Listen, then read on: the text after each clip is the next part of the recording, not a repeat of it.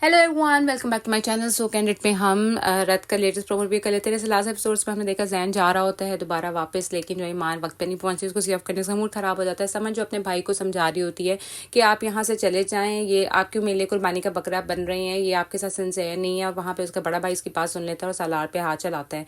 जो ईमान की सास है वो ईमान के घर आती है और उसके बाप से जो है 90 लाख तक सलामी का तकाजा कर रही होती है। दूसरी तरफ उसने बानो आपा और ईमान को जो डिजाइनर के पास भेजा था ताकि वो आराम से खुल के जो है ना ईमान के बाप आलम से बात कर सके।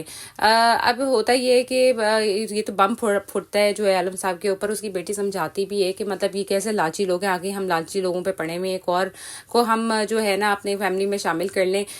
जो जैन और ईमान की काफ़ी अच्छी बॉन्डिंग होती है। पहले पहले तो काफ़ी वो दोनों जो है ना आपस में जो है वीडियो कॉलिंग करके बात कर रहे होते हैं, लेकिन सवेरा जो है ना उसका जो शौहर है उसमें काफ़ी प्रेशराइज कर रहा होता है दूसरी तरफ के तुम अपने बाप से पैसे निकलवाओ बिजनेस के लिए। बेचारे आलम साहब बैंक जो है ना वो फिर रहे होते हैं कि किसी तरीके से लोन मिल जाए 90 लाख का, जो बड़ा मुश्किल होता है।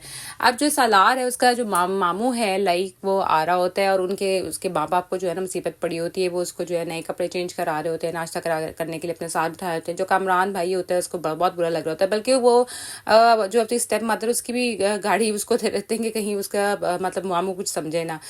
जो ईमान और उसकी बहन जो है ना शॉपिंग पे जाना होता है तो सालार उनको जो है ना वहाँ ड्रॉप करता है। जब वो सास के साथ जो है ना मॉल पे जाती है तो सास बहाना मारती है कि मेरे पास पैसे नहीं है, तो बेचारी ईमान देती है। जो लाइक है वो आता है और वो उन लोगों पर काफ़ी बरसता है कि तुम लोगों ने मेरे पूछे बगैर सालार की शादी कर दी। बल्कि वो लोग जो है ना वो सालार पे ब्लेम कर देते हैं कि इसकी मर्जी के ऊपर हमने शादी की है, बच्चों की बात तो माननी होती है।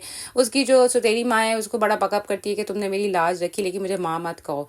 जो बानो आपा और जैन की माँ के दरमियान अभी तक लड़ाई ये चल रही होती है कि ये शादी नहीं होगी क्योंकि जैन की माँ नहीं मान रही होती है। लेकिन जैन जो है ना एक और बम फोड़ देता है कि उसकी कंपनी ने उसे जो है ना फोर्सफुली रेजिग्नेशन ले लिया। वो क्या करे, बहुत परेशान होता है।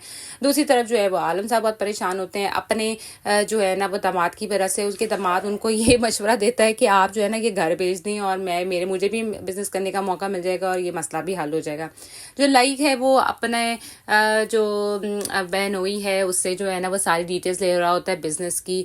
सालार बेचारा जो है ना वो काफ़ी इमोशनल हो जाता है जब उससे पूछता है लाइक से कि आप मुझे जो है ना वो माँ के मरने के बाद क्यों नहीं लेके गए, क्यों वो मतलब कोई खास उस पर जवाब नहीं होता।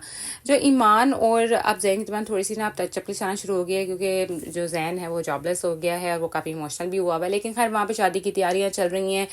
आलम साहब ने कुछ लोगों को जो है वो घर में बुलाया होता है घर देखने के, क्योंकि वो घर जो बेचना चाह रहे होते हैं। सालार हालांकि उन्हें मना भी करता है कि ऐसा मत करें, लेकिन खैर सालार अब क्या कर सकता है। उसने अपने मामू से बात की होती है मदद के लिए, लेकिन वो भी नहीं मदद कर सकते। जो सालार है वो ईमान को देख के खुश हो रहा था क्योंकि वो उसकी खुशी से में ही खुश होता है कि उससे मोहब्बत जो करता है। अब नेक्स्ट एपिसोड में हम ये देखेंगे कि ईमान को किसी तरीके से ये बात पता चल जाएगी कि उसकी में जो सास से तकाजा किया था 90 लाख का, जिसकी वजह से उसका बाप जो है ना वो घर बेच रहा था और वो फिर ये शादी करने से इनकार कर देगी।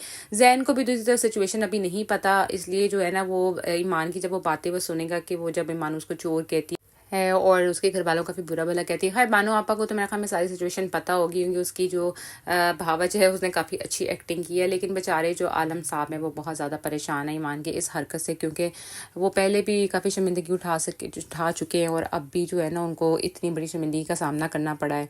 आई गेस अब सालार ही है जो इनको इस मुश्किल से बाहर निकालेगा।